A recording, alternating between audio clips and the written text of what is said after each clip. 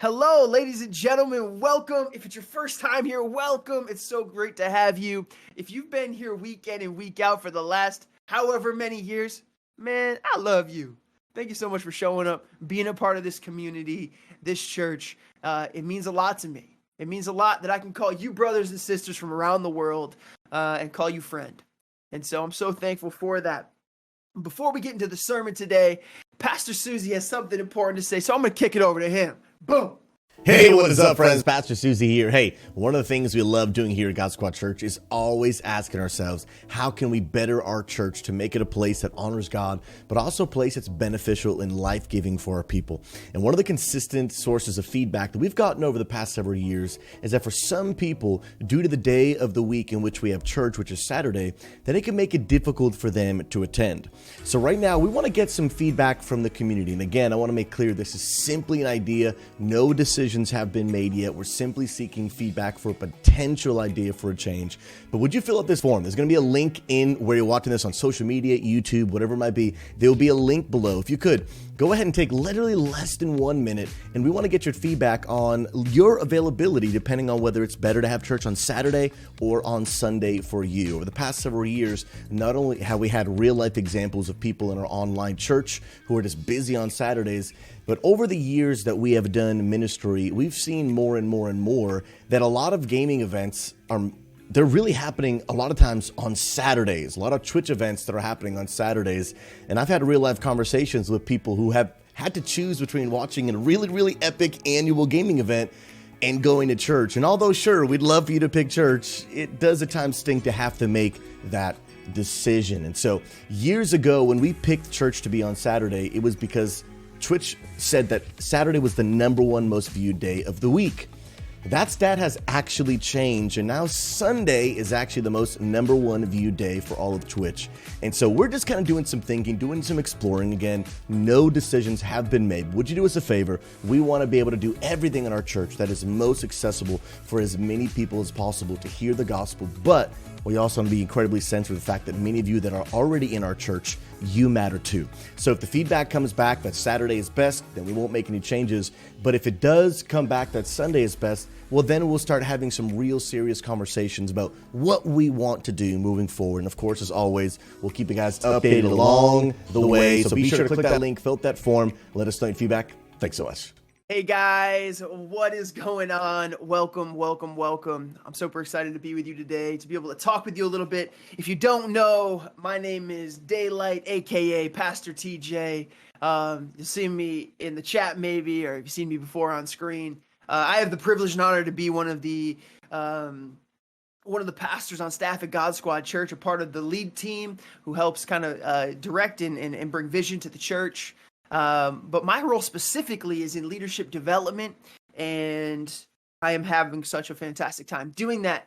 But this morning, I have the opportunity to be able to bring you a word from God, hopefully, if my antennas were correct. But no, I really do think that God has something special to speak to you today. And I'm just so in love with this church, man. I'm in love with the vision of the church. I'm in love with each and every one of you. And so I'm going to shout out some people in chat. I see some R. Bell. I see some TGI Fishbowl. I see Vix, my man.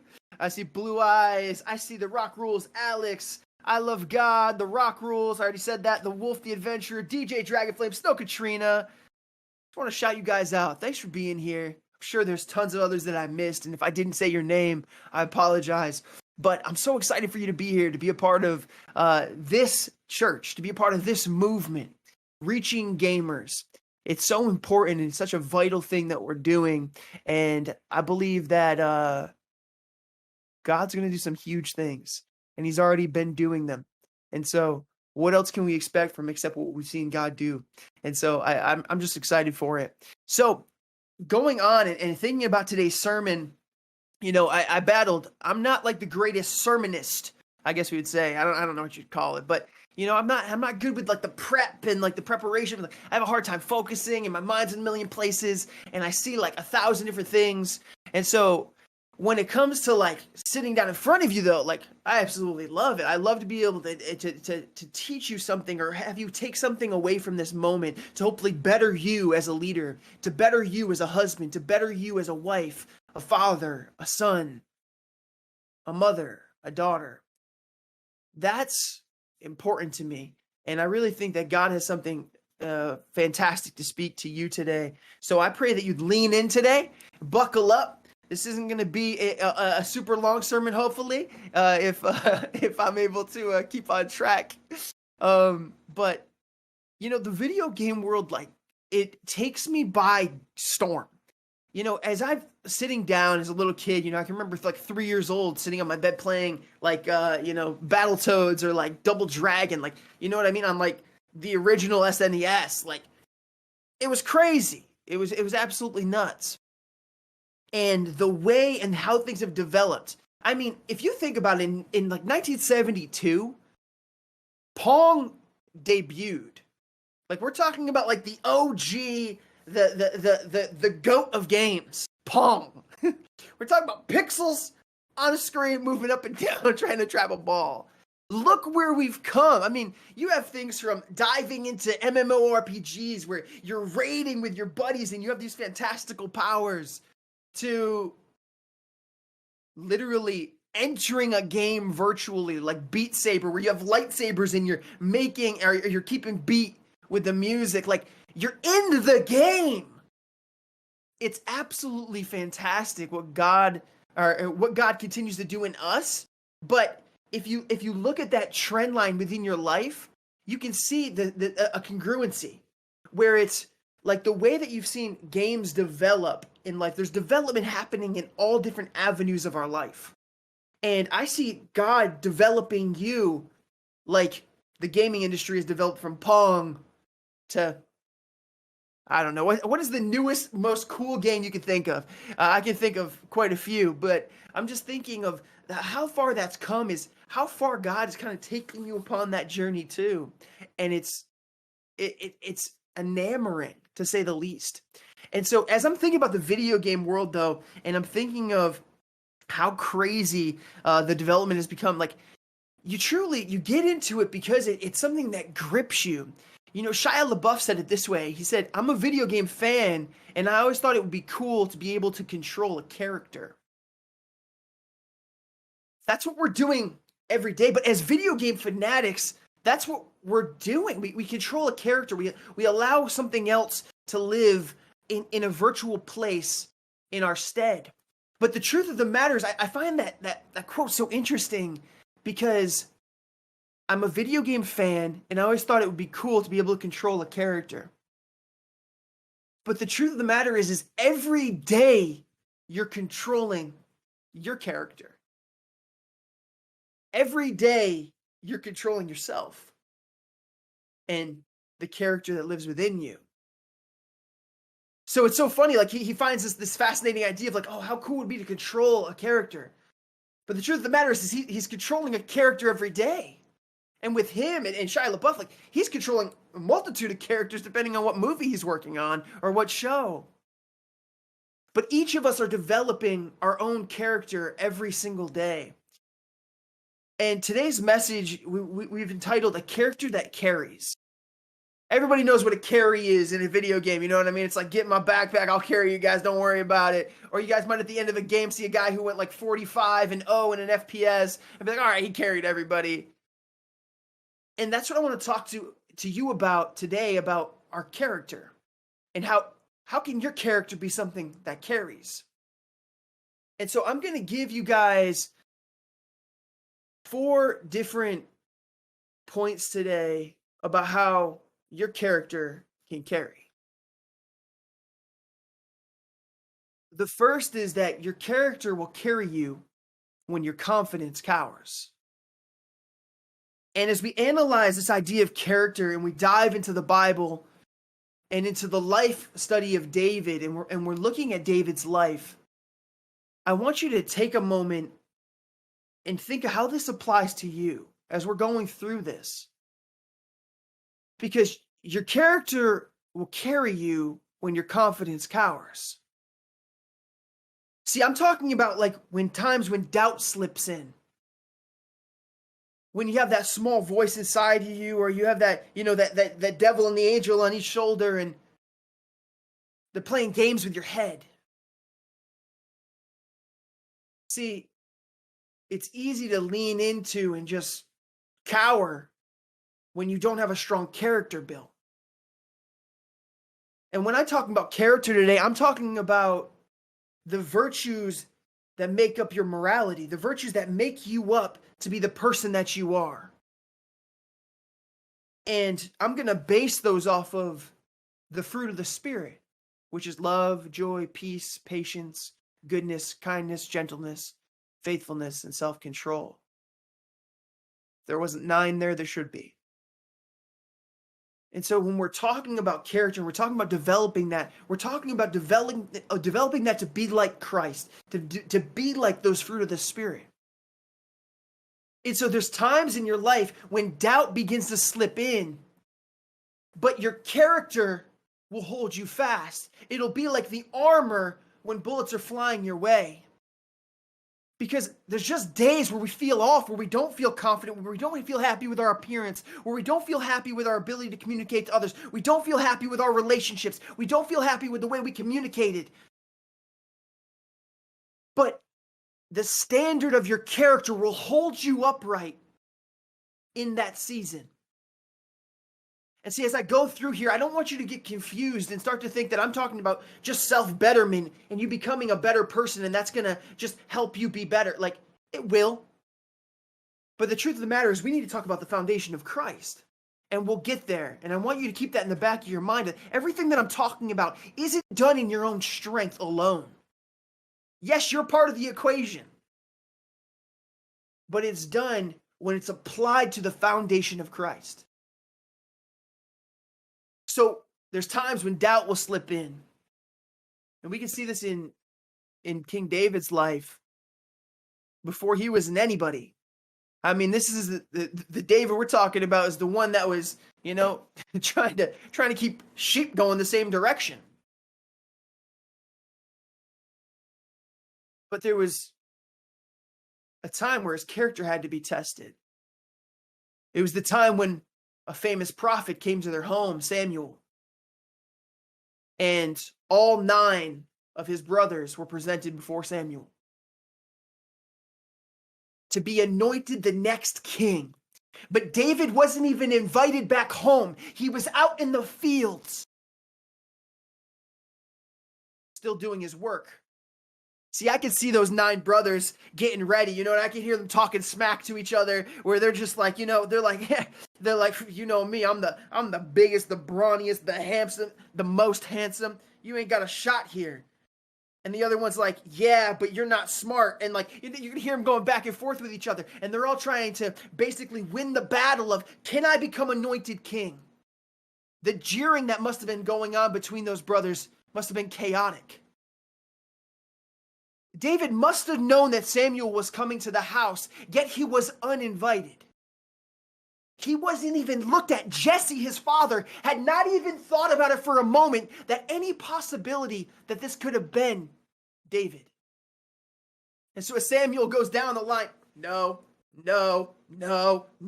and gets down through all 9 brothers, he's like, there's something wrong here, man. God, my antennas are correct. And God's feeding me the information and saying, none of these dudes. Do you have anybody else?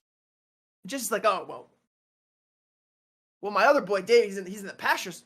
Samuel's probably looking around like, did you forget about him? The 10th one, you forget about him? And he went and fetches David.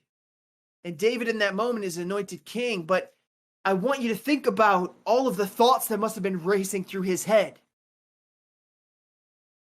I'm just not good enough. Like, my dad doesn't even think I can make it. My dad doesn't even think that I'm worthy of this. But the truth of the matter is God had been working with David far before Samuel ever came to that house.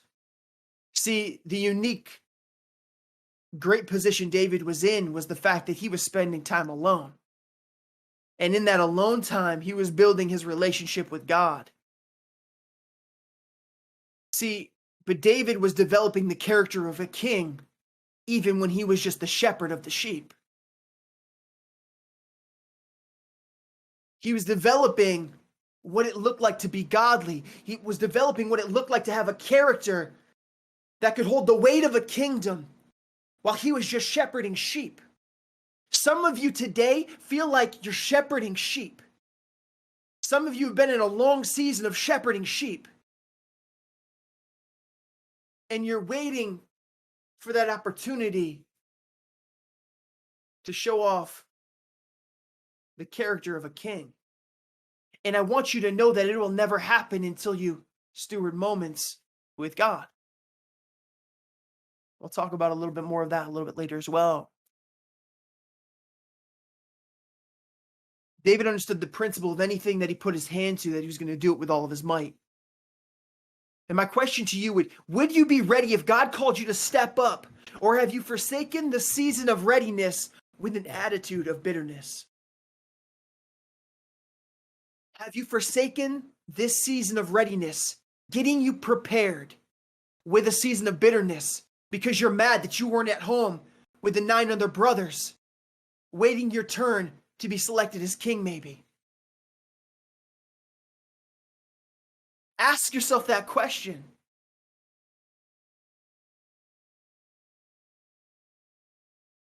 See, our character will carry us when our confidence cowers. See, our character will also carry us. It'll carry you when your competence can't.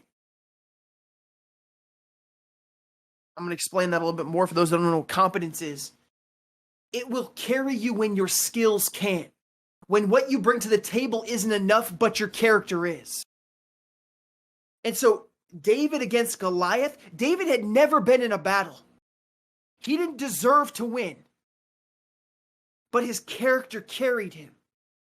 He had faith that God would deliver him, and the Lord was with him.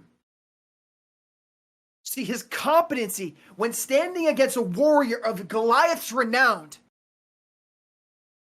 when standing face to face with that warrior, he had no competency comparatively. David slayed a lion and he slayed a bear, but do you think that stands in the wake of an armor-cladded giant who has taken the lives of hundreds and hundreds of men? But David knew that he'd been in that quiet place with God. He knew he'd heard the Lord's voice. He knew what God had developed him to be. See, where his character could have failed here is allowing fear in because of his competency. Oh, Lord, I don't know how to do that. Lord, I'm not a good speaker. When I was a young boy, I was in these classes, speech classes. I was basically learning how to talk because my speech impediment was so bad. The way that I would talk through words, I couldn't put them together correct because my ADHD would just be having me all over the place. And so when God called me to be a preacher, when God called me to stand before people and proclaim the message of Christ, I was like, Lord, what are you doing? You're taking a kid from the ghetto that needed extra help every day after school just in order to be able to put together sentences. I can't proclaim your good news when I can't even proclaim anything. And David knew that when his competency was checked, it didn't matter because his character was already there. See, in 1 Samuel 17:37, it said, "The Lord who rescued me from the paw of the lion and the paw of the bear will rescue me from the hand of this Philistine." David already knew. He knew he didn't have the warrior skills that Goliath had. He didn't have the ability on his own. But guess what? When I'm cuddled up next to God, when I've done battle in the morning with the King of Kings, the creator of the universe, doing the battle with a Goliath is not that hard. when I've been spoken to and empowered by the King of Kings, and he's told me, you got this? He's like, I already know you've already won. Guess what? Standing before a giant seems like a small task. Your character will carry you when your competence can't. Pastor Susie was just in Nashville. On his way home now, he's on the plane, I guess, which is awesome. And man, he put so much hard time, effort, work into doing everything he could so our church could be brought to the next level just faster. We're going to the next level no matter what. But we could have gotten there faster, maybe. So we went to this event and he pitched this grand scheme of our vision for God Squad Church, and I think in his own words, like, he didn't make it. He didn't even make top 5. And I can promise you, it wasn't because of lack of Susie's ability. But he was in a room with other giants that were just as good as he was, maybe. He said maybe even better. So he didn't even make top 5. So in that moment, if he allowed that to seep in, well, you don't need to be here then. You know, you're not good enough. Just go home. And he allowed that to be the message that he took away from that. He would have showed his character. And his character would have been shown badly. But guess what? When his competence couldn't, his character could. So instead of tucking tail and fleeing home, he stood boldly and proudly and stood behind these other people and men and women of God who have great things going on in their lives, and they're doing and fighting great things for the kingdom. And his character and his integrity showed in that moment to say, hey, I'm going to support these guys.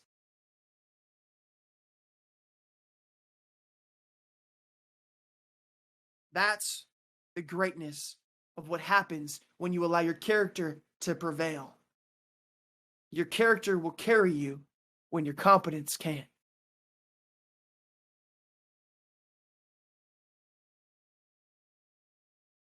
There's times in your life where you're going to be in a situation of conflict, where you're going to, be battling against a situation maybe you don't want to. Be battling against a situation that maybe you don't even want to. But they're going to come. There's going to come seasons and times where that has to happen, because conflict is natural.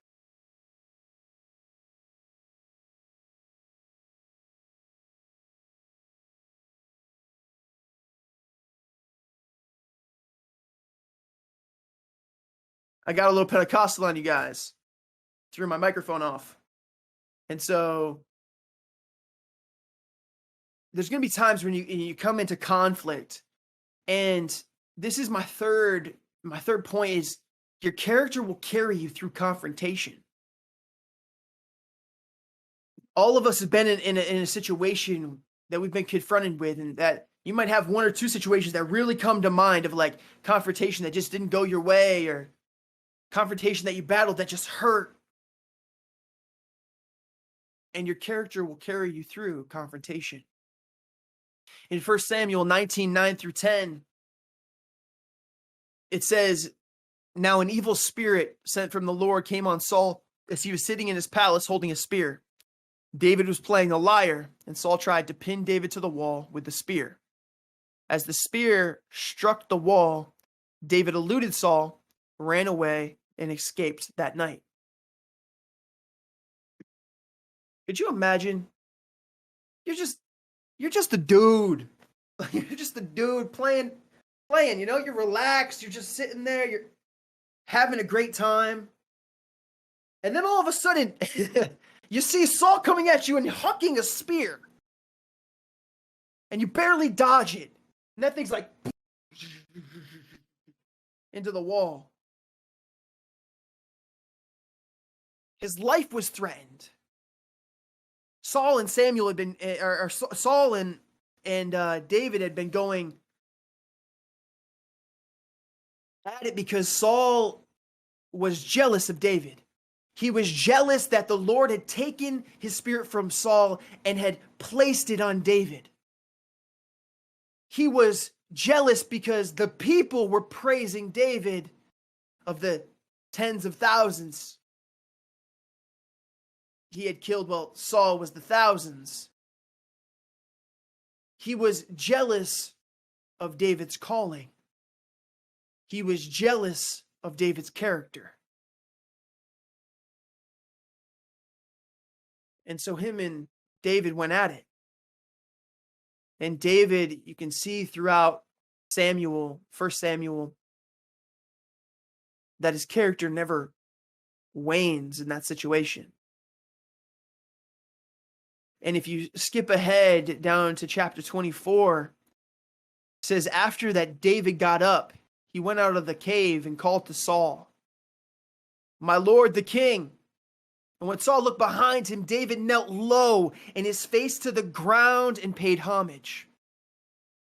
This was a guy who had tried to kill him multiple times, that hated him with every fiber of his being. Yet David still pays homage. He still honors him. He's still loyal. David said to Saul, "Why do you listen to the words of the people who say, 'Look, David's intent is to harm you'?" He said, "You can see with your own eyes that the Lord handed you over to me today in the cave. Someone advised me to kill you, but I took pity on you and said, I won't lift my hand against my Lord, since he is the Lord's anointed. Look, my father, look at the corner of your robe in my hand. I cut it off, but I didn't kill you. Recognize that I've committed no crime or rebellion. I haven't sinned against you, even though you were hunting me down. Take my life." David earlier in that day had snuck into the cave and clipped off a piece of Saul's robe while he was asleep. And that was a representation for the fact that he easily could have taken Saul's life and assumed his place as king. But he knew that in his character that he couldn't do so. You can see the language he uses here. He calls Saul father still. He gets low to the ground and pays him honor and homage, showing his loyalty. "Saul, I don't want any bad blood between us. You're like a father to me. I was raised in your house. I was there for you when you were stricken by evil spirits. I've went out for you in every battle. I've been there for you like a son. Your character will carry you through your confrontation." David easily could have said, "You know what? Forget it, Saul. You want to play this game? I'll win." But he didn't. He had a standard. He had his morality in the foundation of Jesus.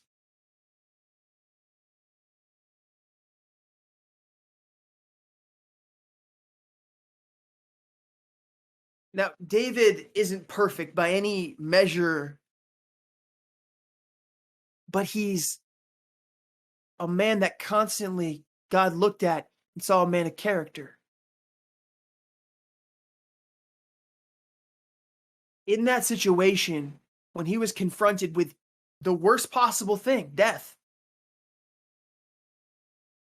he held fast to his character. And there was other times where he didn't. And that leads me to the point of your character will carry you to confession. As many of you know, and some of you may not, but The King David eventually got to a place where he was being careless. And he wasn't in his army was fighting and he wasn't there. And being the king, he should have been there. He should have been on battlefield. It was the season for kings to go to war and he wasn't there. He got lazy. He was sleeping all day long, just lying around in bed. And then one evening when he awoke, after being lazy all day, he walked out to his balcony and he saw a young lady bathing on top of her house, which was normal on that day. And he saw her and decided, I want her. And so he did an absolutely horrible, horrible thing. He summoned her to the palace. And he decided that he was going to take what he wanted. And with his power being the king of kings, or being the king of Israel, he could do whatever he pleased. And he used that power to abuse Bathsheba. So he summoned her, and she got pregnant. And instead of at that point realizing, wow, I've been too far, he was like, how do I cover this up? Like, what can I do? How do I make this right without being ousted? So he summoned her husband home, Uriah, one of the mighty men, a soldier with stern character.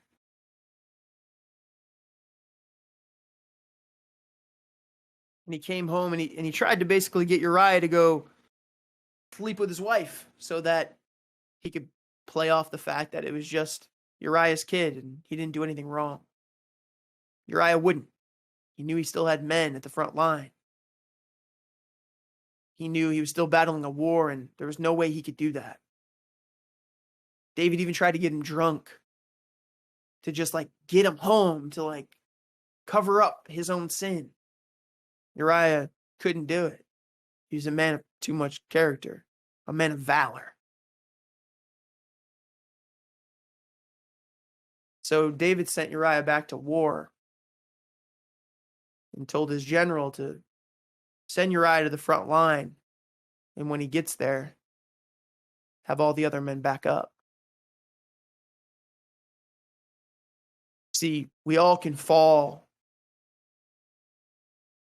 to a place where we're not proud of what we've done. We can also come to dangerous, dangerous things if we allow it. There's behavior, there's things in your heart, there's sin in your life that you've dealt with for years.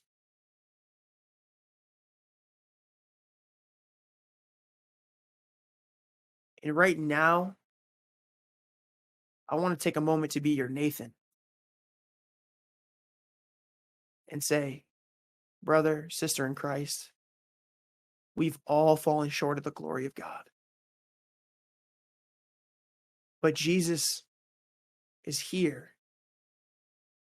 And that if you're willing to confess that you've sinned and you've fallen short of that glory, that he wants to pick you back up, that you're still redeemable, that you haven't went too far. There is no too far away from God. That he cares for you deeply, that he sees you in your hurt and your pain. See, Nathan did this for David. And this is a scary task to say to a king, you messed up. Trust me. That could have cost Nathan his life. Nathan goes to David and calls him out.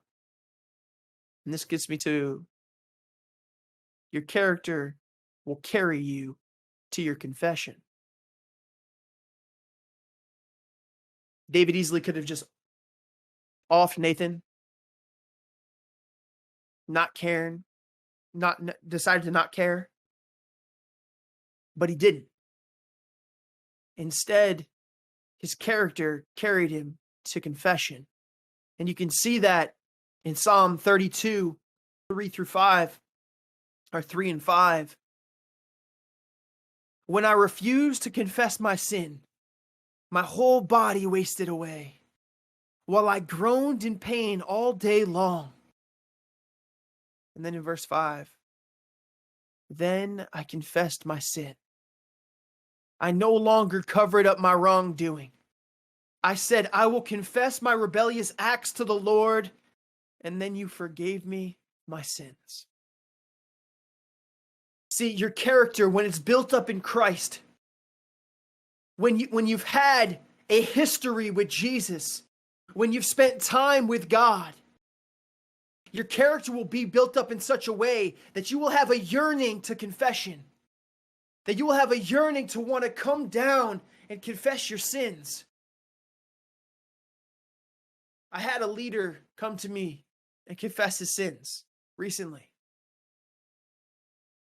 TJ, I've messed up. I don't know what to do. And I looked him in the eyes and I said, what do you mean you don't know what to do? Of course you know what to do. You go before God and you confess your sin. You've already confessed to me your sin. I have the ability now to uphold you, to hold you to accountable. But you have some work to do behind closed doors. You have some work to do in your prayer closet. You have some work to do that you need to do by your bedside. You need to talk to Jesus about what you've been going through, because I'm not the one that can take your sin away. Only God can carry that sin off of you. And so your character, when you've built it, will allow you to be carried to confession. And eventually David's character carried him to confession. And it said the Lord forgave him. I'm sure many of you have never murdered someone else. King David did. I'm sure many of you haven't taken someone else's wife and used your power to usurp her own. But there's something in your life that you feel maybe feels that weighty and that heavy. And God sees you. And He's here for you. And He loves you. Your character will carry you to confession. I want you to write this down if you haven't. If you have something to write it down with. Your character is built in the silence, in the suffering, and the submission. I'll say it again. In the silence, in the suffering, and the submission. See, silence. David was in the fields alone with God for a long time. In the silence of those nights, with the cool Israel breeze on his face, he became great friends with his Creator. He became great friends with God. See, man can't live on character alone. I'm taking some poetic justice from man cannot live on bread alone. But man cannot live on character alone. You need Jesus. He needs to be the source. See, if you're buying your PS5 from some sketchy guy in a back alley, you're not really sure if that's going to come out and say PlayStation or it's going to play a PlayStation. And instead of being the PS5 logo, it's going to be some jacked up logo when they turn it on. But when you get your source, right? When you get your character, when you get something like that from the King of Kings, when you get it from the place it was manufactured, the place it was built, the place it comes from, well, I can trust that. I can trust if I walked into the PlayStation, studios and they had some PlayStations, I can trust that they're giving me a product that I can hold on to, that I can believe it, I can trust. And it's the same way that if you're getting your character from Jesus, if you're getting your character from God, then you can trust it. But if you're building your character on your own, it's going to wane. It's going to break down. Because the truth is, it's a bootleg copy. You have the source of your character being Jesus. On that, number 2 was suffering. David did absolutely nothing wrong to Saul. He actually did the right thing over and over again, but he was rejected by his family. He was mocked for his willingness to stand up to Goliath. He had to flee multiple times for his life. He had to leave his wife and flee. He hid throughout the wilderness. He had spears chucked at him. This isn't a guy who's just fleeing from a bad situation that almost got him killed. This is a dude who is being pursued by the king of Israel to kill him. Sometimes I don't think we understand the grandeur of that story. It's not like some guy just accidentally, shot at you by a street. Like, he was being pursued by the most powerful individual in that time. But see, David was refined in the fire. His character was built by trial, by hardships. He had to learn how not to do it on his own, but how to rely on God. So his character was built in the suffering. And then his character was built in submission. Our character is built in submission. David's character was built by understanding, learning how to submit to God. He realized none of his accomplishments were his own. God delivered me from that bear. God delivered me from that lion. God delivered me from Goliath. God delivered me from the Amaleks and the Moabites. God delivered me. God delivered me from Saul. God did it, not me. And so David, and hopefully you, I hope you realize that in order to establish that character, there's some costs to it. It takes something. It takes you spending time in the silence. It takes you coming on the other side of suffering and relying on God to use those terrible experiences to build in something great in you. It costs you your will in submission to God. See, David learned the lesson of not my will, but Lord, yours be done. The truth is that without God, your character can never be built up like this, because there's an ownership problem. I want you to think of it like New World. If you think about the game New World, there's three factions. There's the Marauders, there's the Covenant, and there's the Syndicates. And all three of them are very distinct. They have their own pathways, they have their own beliefs, their own systems, and the way that they show themselves. But when you give allegiance to one of those factions, you're putting on the fact that you're going to do your life this way. I want to live that path. I want to be like the raging Marauder, the Marauder warriors. I want to be like the zealot Covenant. I want to be like the sneaky Syndicate. And you've kind of put yourself in a path line, and you've taken on their beliefs. But it's the same way when we submit ourselves to God, that we're submitting ourselves to His ways. See, just like those three different factions have their ways, God has His ways. And when we submit to Him, we're saying, I'm open to allowing you and your ways to be greater than my ways.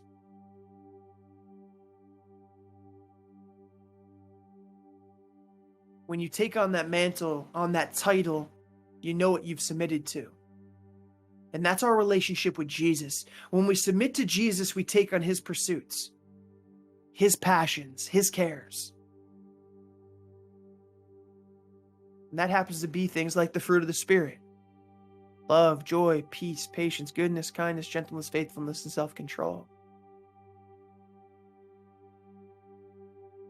As I wrap up my message today, if you're in here and you've never given your heart to God,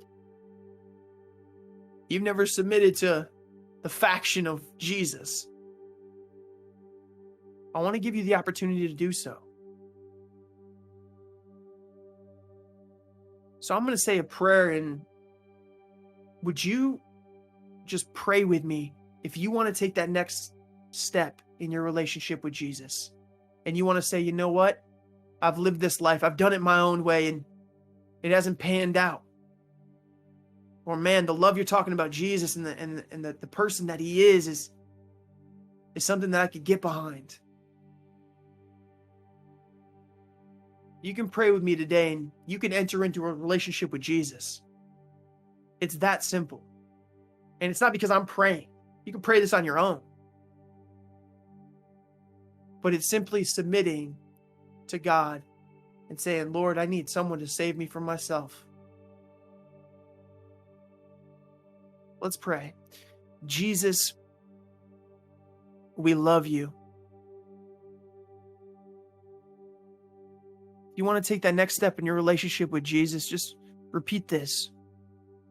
Jesus, I know you are God. And I submit myself to you. I call you Master. I call you Lord. I call you friend. Would you forgive me of my sins?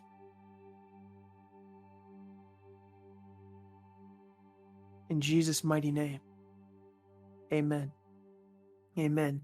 If you made that decision today, we would love to come alongside you and resource you and help you in whatever ways we can. And if you would just put a 4 in chat.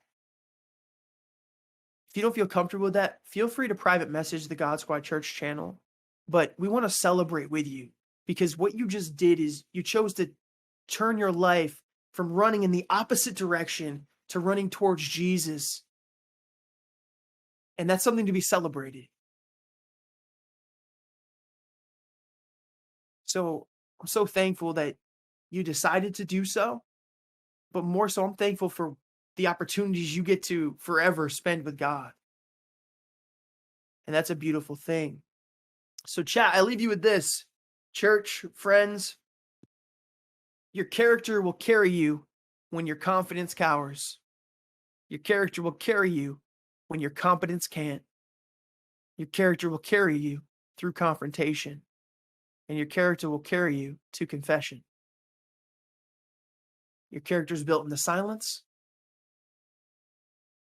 Your character is built in the suffering. Your character is built in the submission.